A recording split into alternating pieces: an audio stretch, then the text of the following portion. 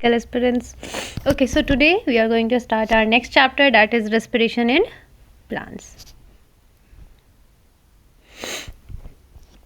तो respiration in plants को start करते हैं. अब जैसे कि देखो, प्लांट में रेस्पिरेशन कैसी होती है. जैसे ह्यूमंस में भी रेस्पिरेशन होती है, ब्रीदिंग होती है. तो हाउ द ह्यूमंस तो ह्यूमन फिजियोलॉजी में पढ़ेंगे, बट प्लांट्स की किस में पढ़ेंगे. डू प्लांट्स ब्रीद, क्या प्लांट सच में सांस लेती है. चलिए देखते हैं. तो जितने भी हमारे लाइफ है, मतलब all of us breathe to live. जितने भी हमारी लिविंग ऑर्गेनिज्म है वो क्या करते हैं, सांस लेते हैं जिंदा रहने के लिए. But why is breathing so essential to life. क्यों ब्रीदिंग इतना ज़रूरी है हमारे लाइफ के लिए. Why the question here is. So what happens when we breathe. क्या होता है जब हम ब्रीद करते हैं. Do all living organism including plants, animal, microbes breathe. क्या जितने भी आपके माइक्रो ऑर्गेनिज्म है, लिविंग ऑर्गेनिज्म जिसमें आपके प्लांट्स, माइक्रोब्स, ये सब ब्रीद करते हैं. अगर करते हैं तो कैसे, हाउ दे डू. तो जितने भी लिविंग ऑर्गेनिज्म है आपके, इन्हें किस चीज़ की रिक्वायरमेंट होती है. एनर्जी रिक्वायरमेंट होती है ताकि ये अपनी डेली लाइफ एक्टिविटीज़ को कर पाए, चाहे एब्जॉर्प्शन के लिए, ट्रांसपोर्ट के लिए, मूवमेंट के लिए, रिप्रोडक्शन के लिए और इवन ब्रीदिंग. तो इनकी लाइफ एक्टिविटीज़ क्या होती है, एक कंट्रोल एंड कोऑर्डिनेटेड मैनर में होती है. ये सारे सिस्टम साथ में मिल करके काम करते हैं. And where does this all energy come from. तो अब जो एनर्जी इसमें रिक्वायरमेंट हो रही है वो एनर्जी आ कहाँ से रही है. सो जैसा कि हमें पता है कि हम क्या खाते हैं, we eat food for energy. हम खाना लेते हैं ना जब हमें क्या भूख क्यों लगती है, क्योंकि और अगर मान लो जब खाना बहुत टाइम से नहीं खाया तो क्या होती है, आपकी एनर्जी बहुत ज़्यादा डाउन भी लगती है. But how this energy taken from food. तो हम ये एनर्जी कैसे एक फूड से लें. So how is this energy utilize. ये एनर्जी कैसे यूटिलाइज होती है. क्या जितने भी आपके फूड्स हैं वो सेम अमाउंट ऑफ एनर्जी भी देते हैं. Do plants eat. क्या प्लांट खाना खाते हैं. Where do plants get their energy from. ये बहुत सारे छोटे छोटे क्वेश्चन है कि कहाँ से प्लांट को ये एनर्जी मिलती है. क्या प्लांट खाना खाते हैं, क्या करते हैं. Micro organism for their requirements. Do they eat food. Micro organism भी क्या खाना खाते हैं. तो आपके ये सारे बहुत सारे क्वेश्चन हैं. समटाइम्स ये सेवरल क्वेश्चन इस पे आते हैं जो कि समटाइम्स बहुत डिस्कनेक्ट है. बट रियलिटी में अगर बात की जाए तो जो भी हमारा प्रोसेस ऑफ ब्रीदिंग होता है ये बहुत ज़्यादा कनेक्टेड है आपकी किससे रिलेटेड. तो जो भी रिलीज ऑफ एनर्जी होती है कहाँ से, फूड से. तो चलिए इसको समझते हैं कि ये कैसे हुआ. तो जितनी भी आपकी एनर्जी रिक्वायर्ड होती है लाइफ प्रोसेस के लिए वो कैसे मिलता है हमें. तो जब ऑक्सीडेशन होती है कुछ मैक्रो मॉलिक्यूल्स की, जिसे हम लोग क्या कहते हैं, फूड कहते हैं. मतलब फूड की क्या होती है, आपकी ऑक्सीडेशन होती है.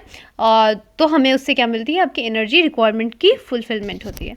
तो ग्रीन प्लांट्स एंड साइनोबैक्टीरिया जैसे है तो वो अपना खाना खुद बना सकते हैं. किस प्रोसेस से, तो by the process of photosynthesis. और उसमें वो क्या करते हैं, तो लाइट एनर्जी को ट्रैप करते हैं और उसको कन्वर्ट करते हैं केमिकल एनर्जी में. और जो कि क्या रहते हैं, तो स्टोर्ड होते हैं एक बॉन्ड्स ऑफ कार्बोहाइड्रेट जैसे कि ग्लूकोज, सुक्रोज एंड स्टार्च के फॉर्म में. ये सारे आपकी जो कह सकते हैं फूड क्या होते हैं, स्टोर्ड हो जाते हैं. तो चलिए इससे हम और चीज़ याद कर सकते हैं कि आपके ग्रीन प्लांट्स में भी कुछ इसी तरीके से होते हैं. पूरे सेल्स में नहीं, टिश्यूज़ में नहीं, बट हमारे ऑर्गन्स क्या करते हैं, फोटोसिंथेसाइज करते हैं. और जिसमें ओनली जो आपके सेल्स जिसमें क्लोरोप्लास्ट होती है वहाँ पे हमारी क्या होती है, आपकी रेस्पिरेशन प्रोसेस होती है. जो कि हमारे मोस्टली ऑफन लोकेटेड कहाँ होता है, तो सुपरफिशियल लेयर्स पे, जो कि हमारी क्या करती है, फोटोसिंथेसिस प्रोसेस को कैरी आउट करती है. तो हम इवन हमारे ग्रीन प्लांट्स में या फिर और जो भी अदर ऑर्गन्स है उसके, जैसे टिश्यूज़ है, सेल्स है जो कि नॉन ग्रीन है, तो उन्हें नीड जो होगी फूड वो कैसे होगी, फॉर ऑक्सीडेशन. तो फूड जो होती है वहाँ पे क्या हो जाती है, जो भी नॉन ग्रीन पार्ट्स है, मतलब जिसके पास क्लोरोप्लास्ट नहीं है तो उसके पास क्या होता है, फूड वो प्लांट खुद ही उस पार्ट को पहुँचा देती है, जिसे हम लोग क्या बोलते हैं, ट्रांसलोकेटेड. तो फूड क्या की जाती है, वहाँ तक उसको पहुँचा दी जाती है. एनिमल्स कैसे होंगे. अब देखो जो ग्रीन प्लांट्स है वो तो आपको पहले से पता है कि बेटा ये कैसे होते हैं, ऑटोट्रॉपिक. मतलब जो अपना भोजन खुद बना पाए, किसका इस्तेमाल करके, लाइट एनर्जी को ट्रैप करके to convert it into chemical energy. Animals में क्या होते हैं, तो एनिमल्स हमारे हेटेरोट्रॉपिक होते हैं. मतलब कि ये जो अपने फूड होते हैं वो कहाँ से लेते हैं, आपके प्लांट्स एंड, मतलब डायरेक्टली प्लांट से ले सकते हैं जिसको हम लोग हर्बीवोर्स कहते हैं, और इनडायरेक्टली जिसको हम लोग क्या बोलते हैं, कार्निवोर्स. फिर और भी एक सेप्रोफाइट्स जैसे कि फंगई और आपके जो डिपेंडेंट होते हैं किस पे, डेड और डिकेइंग मैटर पे. फिर हमारे लिए इम्पॉर्टेंट क्या है कि ये रिकग्नाइज करना कि अल्टीमेटली जो फूड है वो क्या होती है, रिस्पायर्ड है फॉर लाइफ प्रोसेस, जो कि हमें कहाँ से मिल रही है, फोटोसिंथेसिस. जो कि प्लांट कर रहा है तभी किसी भी पूरे चेन में ये फूड पहुंच पाती है। तो ये चैप्टर में यही हम पढ़ेंगे किसके बारे में, सेलुलर रेस्पिरेशन, और कैसे हमारा ब्रेकडाउन होता है फूड मटेरियल्स का, जिसमें से हमारे क्या होती है जो सेल के अंदर जब वो ब्रेकडाउन होती है तो रिलीज़ करती है एनर्जी को, और यही ट्रैप जो एनर्जी हो जाती है जो कि हमारी किसकी सिंथेसिस करती है, एटीपी की। फोटोसिंथेसिस ऑफ कोर्स ये हमारी कहाँ होती है, तो क्लोरोप्लास्ट के अंदर होती है इन यूकैरियोट्स, और यहाँ पे क्या होता है आपका ब्रेकडाउन होता है कॉम्प्लेक्स मॉलिक्यूल का, ताकि वहाँ से क्या निकले जो भी आपके एनर्जी किस में यूज़ हो रहा है, साइटोप्लाज्म में और माइटोकॉन्ड्रिया में, उसके लिए, और ये सिर्फ हमारे किस में होता है, यूकैरियोट्स में।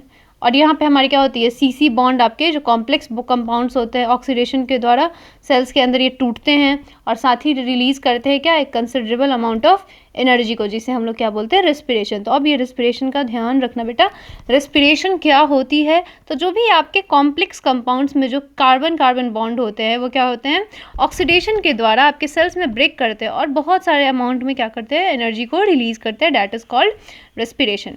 और जो इसमें कंपाउंड्स जो आपके ऑक्सीडाइज्ड होते हैं इस प्रोसेस के दौरान, उसे हम लोग क्या बोलते हैं, रेस्पिरेटरी सबस्ट्रेट्स। तो यूजुअली हमारे कार्बोहाइड्रेट्स ही क्या होंगे, ऑक्सीडाइज हो जाते हैं और एनर्जी को रिलीज कर देते हैं, तो रेस्पिरेटरी सबस्ट्रेट आपका क्या हो जाएगा बेटा, कार्बोहाइड्रेट्स। बट प्रोटीन्स, फैट्स और इवन हमारे कुछ ऑर्गेनिक एसिड जो होते हैं, ये कैसे यूज होते हैं, रेस्पिरेटरी सबस्ट्रेट इन सम प्लांट्स अंडर कुछ सर्टेन कंडीशंस में। तो किसी किसी केस में ही आप क्या होते हैं, तो प्रोटीन, फैट्स और कुछ ऑर्गेनिक कंपाउंड्स भी इस्तेमाल होते हैं, but majority of the case में हमारे जो कार्बोहाइड्रेट्स होते हैं वही क्या होता है, रेस्पिरेटरी सबस्ट्रेट। अब देखो, अब ये प्राइमरी और सेकेंडरी में भी हायर क्लासेस में थोड़ा इसके बारे में दिया हुआ है, तो प्राइमरी रेस्पिरेटरी सबस्ट्रेट आपके कार्बोहाइड्रेट हो जाते हैं और सेकेंडरी ये सारे होते हैं।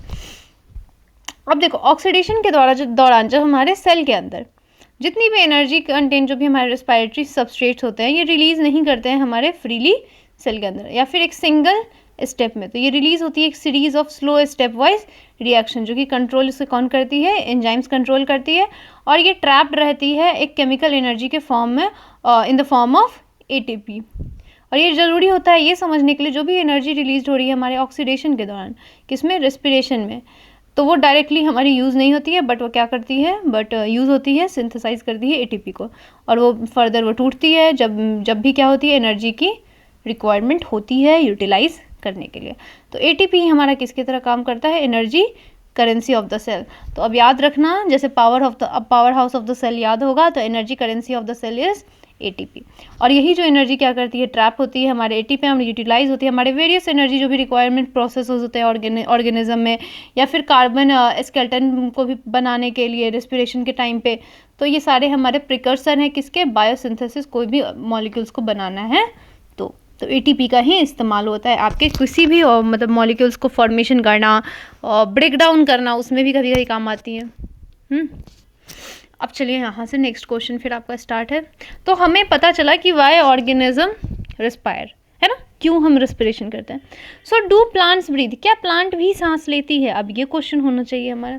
वेल, जो आंसर है इसका क्वाइट डायरेक्ट नहीं है, but yes, plants require oxygen for respiration to occur and they also give out carbon dioxide। हाँ, प्लांट्स को रेस्पिरेशन के लिए ऑक्सीजन की रिक्वायरमेंट होती है और कार्बन डाइऑक्साइड को उस टाइम वो क्या करती है, रिलीज आउट करती है।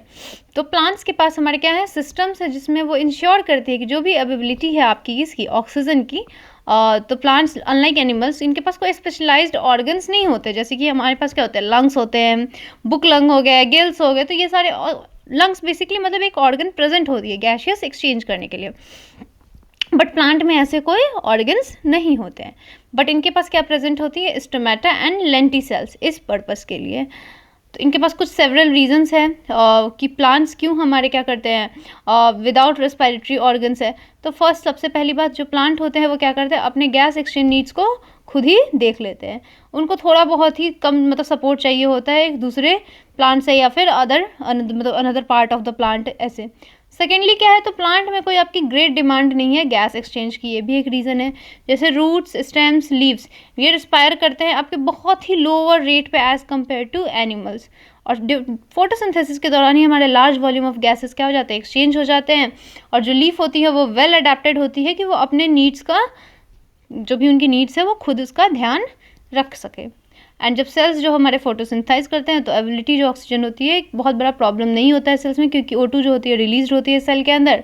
एंड थर्ड पॉइंट इज कि जो डिस्टेंस होते हैं आपके गैसेस में, वो जो डिफ्यूज़ होने वो लार्ज में और बल्कि प्लांट्स में बहुत ज़्यादा नहीं होता है। जैसे कि लिविंग सेल अगर प्लांट में लोकेटेड जो होते हैं काफ़ी क्वाइटली सरफेस प्लांट में एक दूसरे से बहुत पास पास लोकेटेड होते हैं। तो ये सच बात है कि जो हमारे लीव्स में है। But what about thick and woody stems and root? चलो ठीक है, ट्रू लीव्स में तो हो जाएगा, ये बात सच है कि वहाँ पे क्या होते हैं, क्लोजली पैक्ड होते हैं। बट जो थिक आपके वुडी स्टेम्स होते हैं, रूट्स होते हैं, उसमें कैसे होगा? तो स्टेम्स की बात करें, जो लिविंग सेल्स होते हैं वो ऑर्गेनाइज्ड होते हैं थिन लेयर्स में, ठीक है, अंदर की तरफ, मतलब बार्क से जस्ट अंदर, और इनके पास ओपनिंग होती है जिसे हम लोग क्या बोलते हैं, लेंटिसल्स। आपने पेड़ में छोटे छोटे छोटे छोटे पोर्स के फॉर्म में देखा हो तो उसको लेंटिसल्स कहते हैं। और ये जो सेल्स होते हैं इंटीरियरली क्या होता है, डेड होता है, और ये मैकेनिकल एक सपोर्ट प्रोवाइड करते हैं। तो मोस्ट जो हमारे सेल्स होते हैं प्लांट्स के पास, इनके पास लीस्ट पार्ट सरफेस में इनके कांटेक्ट रहते हैं एयर के साथ, और यही क्या करती है, लूज पैकिंग आपके पैरेन्काइमल सेल्स में होती है, लीव्स में, स्टेम्स में और रूट्स में, जिसमें हमारे इंटरकनेक्टेड नेटवर्क मिल जाते हैं एयर स्पेसेस के लिए। तो कहीं कहीं पे ये आपके प्रेजेंट होते हैं। अब कंप्लीट कंबशन कैसे होगा ग्लूकोज का, मतलब पूरे तरीके से इस्तेमाल कैसे होगा? तो जो कि क्या प्रोड्यूस करती है, carbon dioxide, water as end product, और एनर्जी को भी रिलीज आउट करती है as a form of heat. और ये जो एनर्जी होती है हमारी यूज़फुल होती है किसके लिए, सेल के लिए, और ये हमारा यूटिलाइज भी होना चाहिए ताकि हम अदर मॉलिक्यूल्स को सिंथेसिस कर पाए जो भी सेल की रिक्वायरमेंट है उसके लिए। और जो स्ट्रैटेजी होती है इसमें, जो प्लांट सेल्स क्या करते हैं, यूज़ करते हैं और कैटेबलाइज करते हैं ग्लूकोज मॉलिक्यूल के, ऐसे कि वहाँ पे कोई भी आपकी लिबरेट नहीं करती है एनर्जी को, और डायरेक्टली क्या करती है, आपकी प्रोवाइड कर देती है। एंड इसका की है ये ऑक्सीडाइज करती है ग्लूकोज को, और ये हमारे वन स्टेप नहीं होते बट सेवरल छोटे छोटे स्टेप्स में जा करके ये पूरा लार्ज इनफ एनर्जी को रिलीज करती है, जो कि हमारी कपल कर जाती है एटीपी सिंथेसिस के साथ। अच्छा, तो फिर ये होता कैसे है, स्पेशली स्टोरी ऑफ रेस्पिरेशन। तो जब हमारा प्रोसेस ऑफ रेस्पिरेशन होता है तो ऑक्सीजन क्या होती है, यूटिलाइज होती है, कार्बन डाइऑक्साइड, वाटर और एनर्जी रिलीज होती है। तो जो आपके कंबशन के लिए हमारा क्या ज़रूरी है, ऑक्सीजन का। बट कुछ जो सेल्स जो हमारे लाइव सेल्स होते हैं वहाँ पे ऑक्सीजन जो होती है हमारी अवेलेबल हो भी सकती है और नहीं। तो ऐसे सिचुएशंस में क्या होता है, तो यहाँ पे सफिशिएंट रीज़न है ये मानने के लिए कि हमारे फर्स्ट जेल सेल्स जो प्लानट में जो रहे हैं एटमॉस्फेयर में, उनके पास ऑक्सीजन बहुत कम था। बट इवन हमारे among present day living organism हम जानते हैं कि सेवरल जो इसमें है अडेप्टेड है एनारोबिक कंडीशंस में भी। तो अगर मान लो ऑक्सीजन नहीं रहा तो फिर क्या होगा, तो कुछ ऑर्गेनिजम्स क्या करते हैं, एनारोब्स बन जाते हैं, और कुछ में जो रिक्वायरमेंट होते हैं एनारोबिक कंडीशन की वो भी एब्लिगेट देखने को मिलते हैं। और बहुत सारे केसेस में क्या होता है, जो भी लिविंग ऑर्गेनिज्म अगर उनकी एंजाइमेटिक मशीनरी जो होती है पार्शियली ऑक्सीडाइज कर रही है ग्लूकोज को बिना किसी हेल्प ऑफ ऑक्सीजन के, तो इसको हम लोग क्या बोलते हैं, breakdown of glucose to pyruvic acid is called glycolysis. जो आपके ग्लाइकोलिसिस प्रोसेस होता है ये क्या होती है, एब्सेंस ऑफ ऑक्सीजन में होती है। मान लो जैसे कि आपके सेल के पास क्या है, प्लांट सेल के पास ऑक्सीजन फुलफुली है ही नहीं। जब ऑक्सीजन ही नहीं है तो आपकी रिक्वायरमेंट कैसे कंप्लीट होगी, तो कंप्लीट तो हो नहीं पाएगी रिक्वायरमेंट। तो उसके लिए आपके यहाँ पे क्या होता है, तो ब्रेकडाउन जब ग्लूकोज की पायरुविक एसिड में होती है उसे हम लोग क्या बोलते हैं, ग्लाइकोलिसिस। चलिए थोड़ा ग्लाइकोलिसिस के बारे में समझते हैं। ग्लाइकोलिसिस क्या है, तो जो टर्म ग्लाइकोलिसिस है ये कहाँ से हमारी ओरिजिनेट हुई है, ग्रीक वर्ड ग्लाइकोज, ग्लाइकोज मतलब शुगर, लाइसिस मतलब स्प्लिटिंग, मतलब स्प्लिटिंग ऑफ शुगर। और जो ये स्कीम है ग्लाइकोलिसिस का, इसे किसने दिया था, हमारे गस्टव इम्डन, ओटो मेरहॉफ एंड जे पेरनास। इनको ऑफर रेफर भी किया जाता है ईएमपी पाथवे ही बोला जाता था। जैसे कि एनारोबिक ऑर्गेनिज्म है तो ये हमारा सिर्फ इकलौता ऐसा प्रोसेस है जिसके द्वारा हमारी क्या होती है, ब्रेकडाउन हो पाती है और एनर्जी का प्रोडक्शन कह सकते होता है। तो ग्लाइकोलिसिस हमारी किसके अंदर होती है, तो साइटोप्लाज्म ऑफ सेल में होती है, और ये प्रेजेंट होती है हमारे जितने भी लिविंग ऑर्गेनिज्म होते हैं उसमें भी होती है ये। इस प्रोसेस में क्या होता है, तो ग्लूकोज जो होती है हमारी पार्शियली ऑक्सीडेशन में जाती है और बनाती है दो मॉलिक्यूल आपके पायरुविक एसिड का। जैसे प्लांट्स में जो ग्लूकोज होते हैं वो डेराइव फॉर्म होते हैं किसके, सुक्रोज के। तो जो इन प्रोडक्ट बनते हैं फोटोसिंथेसिस या फिर फॉर्म स्टोरेज कार्बोहाइड्रेट। तो सुक्रोज हमारा पहले कन्वर्ट हो जाता है किसमें, ग्लूकोज एंड फ्रक्टोज में। सुक्रोज क्या करता है, कन्वर्ट कर जाता है ग्लूकोज एंड फ्रक्टोज में एंजाइम की मदद से, इन्वर्टेज, ठीक है। और ये जो दो मोनोसेक्राइड्स होते हैं ये रीली इंटर कर जाते हैं ग्लाइकोलिटिक पाथवे में। ग्लूकोज और फ्रक्टोज जो होता है वो फॉस्फोराइलेटेड होता है और ये क्या बनाते हैं, ग्लूकोज 6 फॉस्फेट, ठीक है, ग्लूकोज 6 फॉस्फेट बनेगा। किस एक्टिविटी से, तो एंजाइम आपके हेक्सोकाइनेज की मदद से। और यही फॉस्फोराइलेटेड फॉर्म जो होता है ग्लूकोज के देन आइसोमराइज करते हैं और क्या बनाती है, फ्रक्टोज 6 फॉस्फेट। देखो यहाँ से क्या बना रही है, आइसोमराइज होकर के आपके फ्रक्टोज 6 फॉस्फेट बनाती है। फिर आपके जो स्टेप्स होते हैं मेटाबॉलिज्म में ग्लूकोज और फ्रक्टोज में सेम होते रहते हैं। और यहाँ पे कुछ स्टेप्स आपके दिखाए गए हुए हैं। तो ग्लाइकोलाइसिस में जो चेन होते हैं 10 रिएक्शंस के, ये हमारे कंट्रोल करते हैं डिफरेंट एंजाइम्स के साथ, और ये पायरुवेट को प्रोड्यूस करते हैं कहाँ से, ग्लूकोज से। और जब हम स्टेप्स पढ़ते हैं ग्लाइकोलाइसिस में, तो आपको यहाँ पे स्टेप्स देखना पड़ेगा कैसे आपके सिंथेसिस मतलब यूटिलाइजेशन और सिंथेसिस होती रहती है इसमें एटीपी की, और साथ ही साथ NADH और H+ भी काम करते हैं। तो एटीपी यूटिलाइज होती है आपके 2 स्टेप्स पे, ठीक है। फर्स्ट हमारे जब कन्वर्ट करती है ग्लूकोज को किसमें, ग्लूकोज 6 फॉस्फेट, देखो ये फर्स्ट स्टेप में। और सेकेंडली जब कन्वर्ट करती है फ्रक्टोज 6 फॉस्फेट को यहाँ, फ्रक्टोज 6 फॉस्फेट को किसमें, फ्रक्टोज 1,6 बाई फॉस्फेट में। देखो पहले इसको समझते हैं। ग्लूकोज से क्या बनता है, आपके एनर्जी का यूटिलाइज करके एडीपी रिलीज होता है और ग्लूकोज 6 फॉस्फेट बनती है। फिर आपके फ्रक्टोज 6 फॉस्फेट ये आइसोमेराइज हो जाती है, मतलब अपने स्ट्रक्चर्स को इस तरीके से बना लेती है। फिर आपके एटीपी का क्या हो रहा है, इस्तेमाल होता है, फिर एडीपी रिलीज होते होते, तो इसमें हमारा बनता है फ्रक्टोज 1,6 बाई फॉस्फेट, एंड जो कि 6 कार्बन में है। फिर यहाँ से ये टूटती है तो क्या बनाती है, ट्राइओज फॉस्फेट। 2 ट्राइओज फॉस्फेट आपकी बनती है, एक होती है आपकी ग्लिसरॉल्डिहाइड 3 फॉस्फेट वाली, और एक होती है डाईहाइड्रोक्सी एसीटोन फॉस्फेट वाली। फिर यहाँ से आपके NAD+ यूज़ होते हैं और NADH और H+ रिलीज आउट होते हैं, जिसमें हमारे 2 ट्रायोज बाईफॉस्फेट बन जाते हैं, जिसकी दोनों की मॉलिक्यूलर स्ट्रक्चर क्या हो जाती है, सेम हो जाती है, जिसे हम 1,3 बाईफॉस्फोग्लिसरिक एसिड बोलते हैं। फिर ADP का इस्तेमाल होता है तो ATP रिलीज होता है, जिसमें हमारा बनता है क्या, 2 ट्रायोज फॉस्फेट, जिसे हम 3 फॉस्फोग्लिसरिक एसिड बोलते हैं। अब यहाँ पे क्या बन जाता है, 2 × 2 फॉस्फोग्लिसरेट। फिर यहाँ से वाटर जब निकल जाती है तो फॉस्फोइनोल पायरोवेट बन जाते हैं 2। फिर यहाँ से जब ATP रिलीज आउट हो जाती है तो पायरोविक एसिड। तो यही आपके स्टेप्स है पूरे ग्लाइकोलाइसिस का। देखो थोड़ा सा इसको जब ड्रॉ करके आप बनाओगे ना, आपको खुद ही याद रहने लगेगा, इसमें कोई बहुत ज़्यादा नहीं होता है। हाँ स्टार्टिंग में टफ लगता है, बिल्कुल लगता था, मुझे भी लगता था, बट उसके बाद नॉर्मलाइज हो जाती है। अब देखो जो फ्रक्टोज 1,6 बाईफॉस्फेट है वो स्प्लिट हो जाता है किसमें, डाईहाइड्रोक्सी एसीटोन फॉस्फेट जो हमने देखा, और किसमें 3 फॉस्फोग्लिसरॉल्डिहाइड PGAL उसे बोलते हैं। फिर आपको देखने को मिलेगा कि वहाँ पे 1 स्टेप में क्या हो रहा है, तो NADH और प्लस H+ फॉर्म हो रहा है, कहाँ से, NAD+ से। और ये तब होता है, देखो इस वाले स्टेप में जो बन रहे हैं ना, और ये कब होते हैं, जब हमारे 3 फॉस्फोग्लिसरॉल्डिहाइड है, ठीक है, हाँ 3 फॉस्फोग्लिसरॉल्डिहाइड PGL कन्वर्ट हो जाता है किसमें, 1,3 बाईफॉस्फोग्लिसरिक एसिड में, हाँ ग्लिसरेट में, हाँ ठीक है, BPGA। और 2 रिडॉक्स इक्विवेलेंट जो होते हैं हमारे रिमूव हो जाते हैं in the form of hydrogen atoms निकल जाते हैं यहाँ से। फिर हमारे क्या बनते हैं बेटा आपके, तो PGAL जो होता है ऑक्सीडाइज करती है किसके, और बना इनऑर्गेनिक फॉस्फेट से कन्वर्ट हो जाती है किसमें, BPGA में, मतलब BPGA मतलब 1,3 बाईफॉस्फोग्लिसरेट। और ये जो कन्वर्जन होता है हमारा BPGA का फिर किस में हो जाता है, 3 फॉस्फोग्लिसरिक एसिड। और इसमें हमारी एनर्जी जो होती है क्या होती है आपकी, प्रोड्यूस होती है इस प्रोसेस में, और ये एनर्जी को क्या करते हैं आपके, ट्रैप करते हैं किसके द्वारा, तो फॉर्मेशन ऑफ ATP के द्वारा। और दूसरा फिर ATP कब सिंथेसाइज होता है, जब हमारा कन्वर्जन होता है PEP का किसमें, पायरोविक एसिड में यहाँ पे। तो क्या आप कैलकुलेट कर सकते हो कितने ATP मॉलिक्यूल्स हमारे डायरेक्टली क्या हो रहा है, सिंथेसाइज हो रहे हैं इस पाथवे में एक मॉलिक्यूल। तो पायरुविक एसिड जो होता है ये की प्रोडक्ट होता है हमारे ग्लाइकोलाइसिस का। मेटाबॉलिक आपके फेट क्या होता है, पायरुवेट का। देखो कितने ATP बन रहे हैं, देख लो, 2 बन रहे हैं, 3 बन रहे हैं, बताओ। 2 ATP रिलीज होते हैं, एक ग्लाइकोलाइसिस प्रोसेस में, और एक ATP क्या होता है आपका, इस्तेमाल होता है ना। अब देखो ये जो डिपेंड करता है हमारे किस पे, तो सेलुलर नीड पे, मतलब सेल की कितनी ज़्यादा नीड होती है। तो यहाँ पे मेजर हमारे जो 3 मेजर वेज है जिसमें हमारे डिफरेंट सेल्स क्या करते हैं, हैंडल करते हैं पायरुविक एसिड को, और प्रोड्यूस कैसे होते हैं, तो बाय ग्लाइकोलाइसिस। यहाँ पे हमारे कुछ लैक्टिक एसिड भी फर्मेंटेशन होती है, अल्कोहलिक फर्मेंटेशन और एरोबिक रेस्पिरेशन भी होते हैं। फर्मेंटेशन जो होती है हमारे किसके अंदर होती है, तो एनारोबिक कंडीशंस, जिसमें हमारे बहुत सारे प्रोकैरियोट्स एंड यूनिसेलुलर यूकैरियोट्स भी प्रेजेंट होते हैं। और ये कंप्लीट ऑक्सीडेशन ग्लूकोज का CO2 और H2O तक होने के लिए हमारे पास ऑर्गेनिज्म फिर क्या करती है, अडॉप्ट करती है क्रेब्स साइकिल, जिसे हम लोग क्या बोलते हैं, एरोबिक रेस्पिरेशन। और इसमें हमें किसकी ज़रूरत पड़ती है, ऑक्सीजन सप्लाई की। मतलब यहाँ तक हमें ऑक्सीजन की ज़रूरत नहीं पड़ती है, बट इसके बाद अगर हम इससे क्या बनाना है, कार्बन डाइऑक्साइड और वाटर को रिलीज़ कराना है, और साथ ही एनर्जी को, तो आपकी किसकी रिक्वायरमेंट पड़ेगी, क्रेब्स साइकिल की।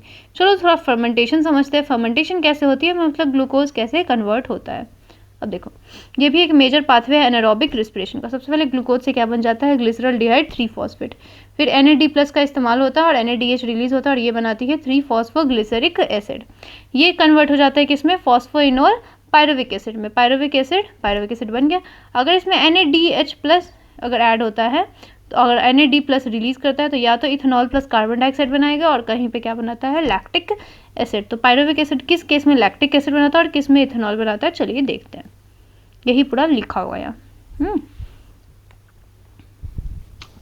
अब देखो फर्मेंटेशन में कह सकते हैं जैसे कि हमारे ईस्ट करते हैं, तो इसमें इनकम्प्लीट ऑक्सीडेशन होती है ग्लूकोज की, जो कि हमारी क्या होती है, एनारोबिक कंडीशंस में ये होते हैं, जिसमें हमारे नंबर ऑफ सेट रिएक्शंस होते हैं, जहाँ पे पायरुविक एसिड क्या होती है, कन्वर्ट हो जाती है आपके कार्बन डाइऑक्साइड एंड इथेनॉल में।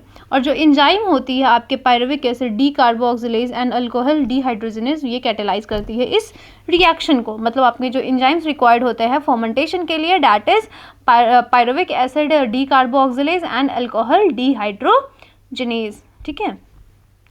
और भी कुछ अदर, और जैसे कि हमारे कुछ बैक्टीरियाज, ये क्या करती है, लैक्टिक एसिड को प्रोड्यूस करती है, कहाँ से, आपकी पायरुविक एसिड। और इसमें जो स्टेप्स इन्वॉल्व है ये दिखाए गए हैं। एनिमल सेल्स में भी, जैसे कि मसल्स में जब एक्सरसाइज के दौरान क्या होती है, तो जब ऑक्सीजन जो होती है कम हो जाती है सेलुलर रेस्पिरेशन में, तो पायरुविक एसिड क्या हो जाती है, रिड्यूस हो जाती है लैक्टिक एसिड में बाई लैक्टेट डीहाइड्रोजिनेज। तो अब पता चला लैक्टिक एसिड इसमें बनती है एंड आपकी इथेनॉल और कार्बन डाइऑक्साइड कब बनती है, जब ईस्ट वाले में। और जो रिड्यूसिंग एजेंट इसमें यूज़ होते हैं वो होते हैं NaDH+H+, जो कि डीऑक्सीडाइज कर देती है किसको, NaD+, दोनों ही प्रोसेस में। देखो दोनों प्रोसेस में हो रही है। अब सिंपल से देखो, अगर ये चेन ध्यान में ड्रॉ करके थोड़ा बार बार कर लोगे तो बेटा अगर ये ध्यान में है ना तो कोई प्रॉब्लम नहीं होती। मैं सच बता रही हूँ कि ये आपके पता है फर्स्ट ईयर में भी आता है, जब आप MBBS में भी जाओगे या फिर आप मेडिकल किसी भी फील्ड में जाओगे तो आपके ये फर्स्ट ईयर में आएगा, जब आप बायोकेमिस्ट्री एक सब्जेक्ट होती है। और एग्जाम्स में यही सब क्वेश्चन ही आता है, आप ग्लाइकोलाइसिस बताओ, क्रेब्स साइकिल बताओ, यही सब आते हैं, ठीक है। आपके लैक्टिक एसिड और अल्कोहल फर्मेंटेशन जो होता है बहुत ज़्यादा इसमें एनर्जी रिलीज नहीं होती है, लेस देन 7% एनर्जी जो होती है हमारे ग्लूकोज में रिलीज होती है, और सारे के सारे ट्रैप भी नहीं होते हैं as a high energy bonds of ATP। तो इस प्रोसेसेस में क्या होता है, आपके हजार्डस मतलब या इधर एसिड और अल्कोहल बनते हैं। तो नेट ATP जो हमारे सिंथेसाइज हो रहे हैं वो कितने होते होंगे, तो हमारे कितने मॉलिक्यूल, अगर नेट ATP कितना बनेगा, ठीक है। तो ईस्ट जो होते हैं पॉइजन देमसेल्व्स टू डेथ, जब इनमें कंसंट्रेशन जो अल्कोहल कितने हो जाते हैं, अबाउट 13%। तो इसके बाद फिर क्या होगा, so how do you think alcoholic beverage of alcohol content greater than their concentration are obtained. तो जब ये प्रोसेस जो होती है हमारे ऑर्गेनिज्म जब कंप्लीट ऑक्सीडेशन करती है ग्लूकोज का और एक्सट्रैक्ट कर लेती है एनर्जी को,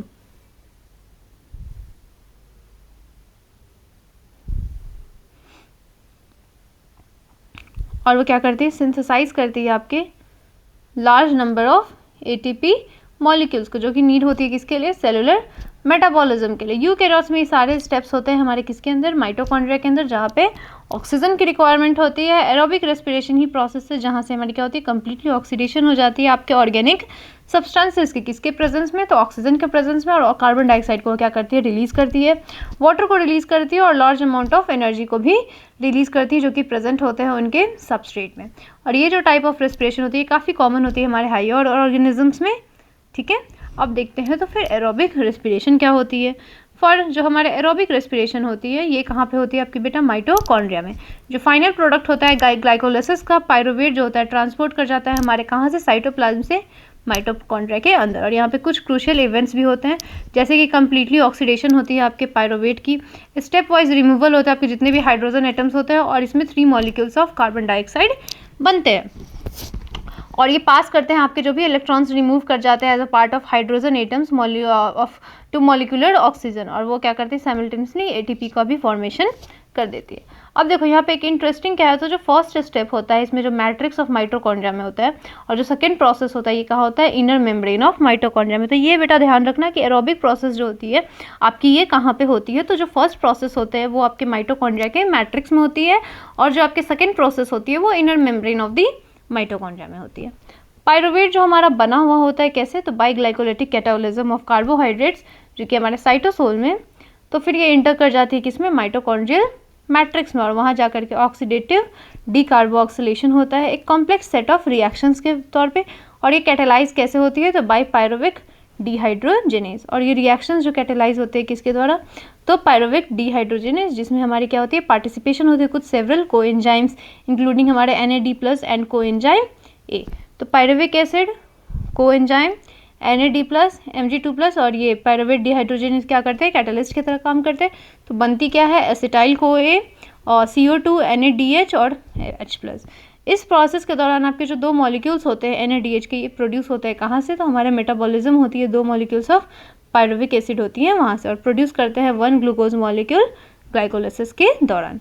और जो एसिटाइल CoA होती है वो एंटर कर लेती है एक साइक्लिक पाथवे में, जिसको हम लोग क्या बोलते हैं, ट्राई कार्बोक्सिलिक एसिड साइकिल। और मोर कॉमनली इसे किस नेम से जाना जाता है, आपके क्रेब्स साइकिल, क्योंकि किस साइंटिस्ट के नेम के बेस पर रखा गया, तो हैंस क्रेब, जो कि इन्होंने सबसे पहली बार इसे बताया था। तो चलिए देखते हैं TCA, जिसे हम लोग क्या बोलते हैं, क्रेब, TCA साइकिल देखते हैं, हाँ, जिसे हम लोग बोलते हैं क्रेब साइकिल।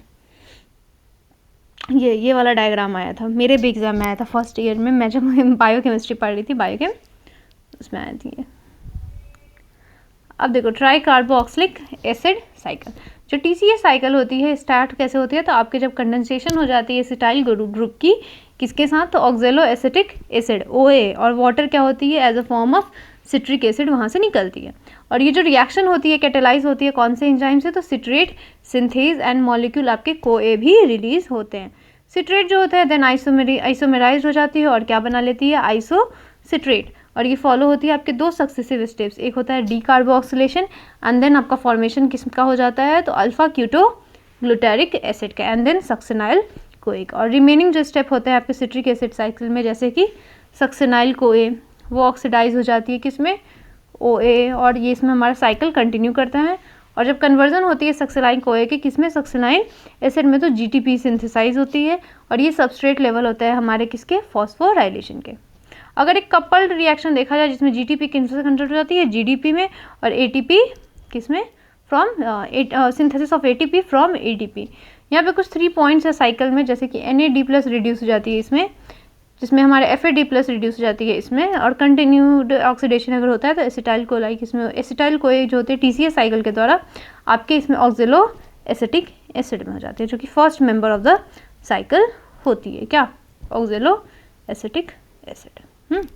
देखो यहाँ से CoA है, पायरुवेट आया, पायरुवेट से क्या हुआ, एसिटाइल कोएंजाइम A बनी, acetyl coenzyme A citric acid, ठीक है, फिर alpha ketoglutaric acid, then succinic acid, then malic acid and oxalo acetic acid. अब देखना ये है कि हमारे NAD+ जो होते हैं, और हाँ NADH जो है वो कितने बार बन रहे थे, 1 2 3, GTP 1। इसी के साथ हमारा रीजनरेशन वही होता है NADH और NADH2 का, ठीक है। यही पूरा समरी है आपके इस इक्वेशन का। माइटोकॉन्ड्रियल मैट्रिक्स के अंदर ये प्रोसेस होगा। Pyruvic acid I, NAD+ 4, FAD+, 2H2O, ADP और पाई, तो 3 कार्बन डाइऑक्साइड बने, 4 NADH, 4 PH+, और आपके ये हो रही है।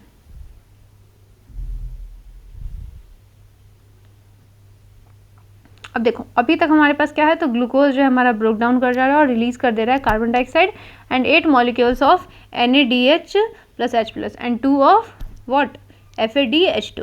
तो ये हमारा सिंथेसाइज हो जा रहा है। बट हमारे जो दो मॉलिक्यूल्स है ATP जो TCA साइकिल में, तो आप यहाँ पे सोचो ये कैसे रेस्पिरेशन हो रहा है, नाइदर हमारा ऑक्सीजन आ रहा है, तो हमारे इतने लार्ज नंबर ऑफ ATP कैसे हमारे सिंथेसाइज हो रहा है, क्या रोल है हमारे NAD और FADH2 का, ठीक है। तो इसको समझते हैं, role of oxygen in respiration and how ATP is synthesized. तो इसमें आपके इलेक्ट्रॉन ट्रांसफर, इसको बेटा हम लोग नेक्स्ट सेक्शन में करते हैं। ओके, सो बाय, टेक केयर।